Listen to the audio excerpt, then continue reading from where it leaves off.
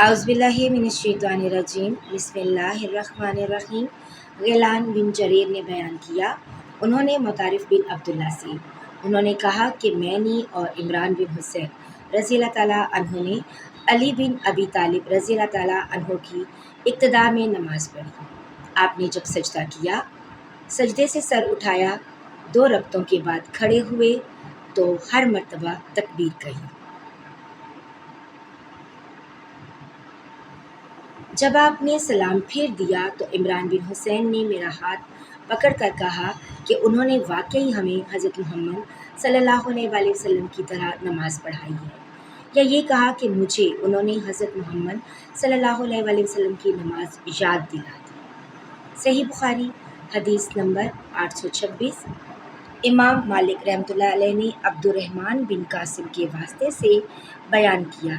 انہوں نے عبداللہ بن عبداللہ سے انہوں نے خبر دی کہ حضرت عبداللہ بن عمر رضی اللہ تعالیٰ عنہما کو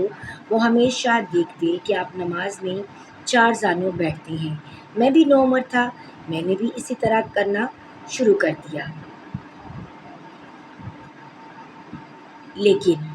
حضرت عبداللہ بن عمر رضی اللہ تعالیٰ عنہ نے اس سے روکا اور فرمایا کہ نماز میں سنت یہ ہے کہ تشہد میں دایاں پاؤں کھڑا رکھے اور بایاں پھیلا دی۔ میں نے کہا کہ آپ تو اسی طرح کرتے ہیں۔ آپ بولے کہ کمزوری کی وجہ سے میرے پاؤں میرا بوجھ نہیں اٹھا پاتے۔ صحیح بخاری حدیث نمبر 827۔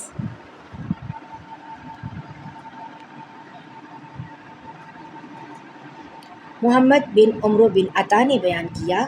دوسری سند اور کہا کہ مجھ سے لیث نے بیان کیا اور ان سے یزید بن ابی حبیب اور یزید بن محمد نے بیان کیا، ان سے محمد بن عمرو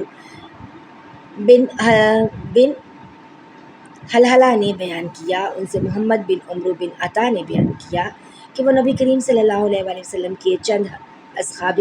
رضوان اللہ علیہم کے ساتھ بیٹھے ہوئے تھے کہ نبی کریم صلی اللہ علیہ وآلہ وسلم کی نماز کا ذکر ہونے لگا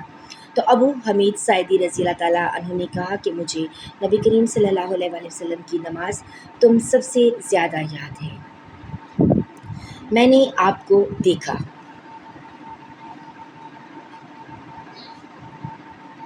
کہ جب آپ تکبیر کہتے تو اپنے ہاتھوں کو کندھوں تک لے جاتے، جب آپ رکوع کرتے تو گھٹنوں کو اپنے ہاتھوں سے پوری طرح پکڑ لیتے اور پیٹھ کو جھکا دیتے، پھر جب رکوع سے سر اٹھاتے تو اس طرح سیدھے کھڑے ہو جاتے کہ تمام جوڑ سیدھے ہو جاتے۔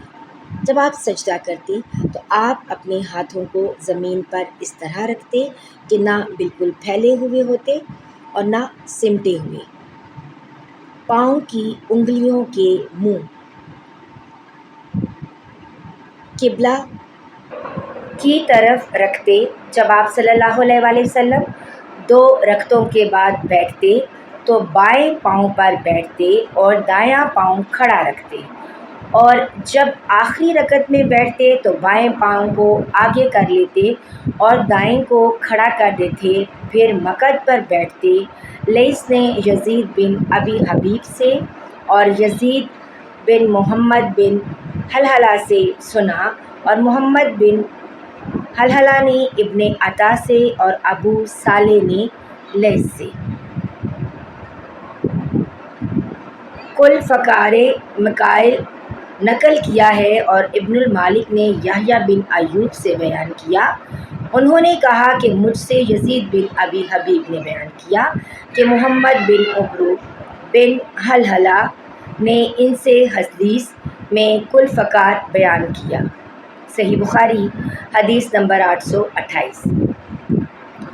شعیب نے خبر دی، انہوں نے زہری سے خبر دی، انہوں نے کہا کہ مجھ سے عبد الرحمن بن ہرمز نے بیان کیا جو مولا بن عبد المطلب یا مولا ربیعہ بن حارث تھے کہ عبداللہ بن بحینہ رضی اللہ تعالیٰ عنہ جو صحابی رسول اور بنی عبد المناف کے خلیف قبیلہ ازدشنوت سے تعلق رکھتے تھے، نے بیان کیا کہ نبی صلی اللہ علیہ وآلہ وسلم نے انہیں ظہر کی نماز پڑھائی اور 2 رکعتوں پر بیٹھنے کی بجائے کھڑے ہو گئے۔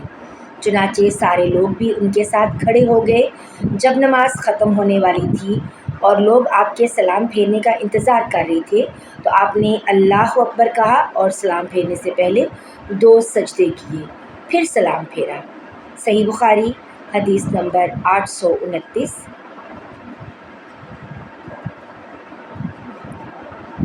بکر بن مغر نے جعفر بن ربیعہ سے بیان کیا، انہوں نے ایرج سے بیان کیا، ان سے عبداللہ بن مالک بن بحینہ رضی اللہ تعالیٰ عنہ نے کہا کہ ہمیں رسول اللہ صلی اللہ علیہ وآلہ وسلم نے نماز ظہر پڑھائی، آپ کو چاہیے تھا بیٹھنا، لیکن آپ صلی اللہ علیہ وآلہ وسلم بھول کر کھڑے ہو گئے، پھر نماز کے آخر میں بیٹھے ہی بیٹھے 2 سجدے کیے۔ صحیح بخاری حدیث نمبر 830۔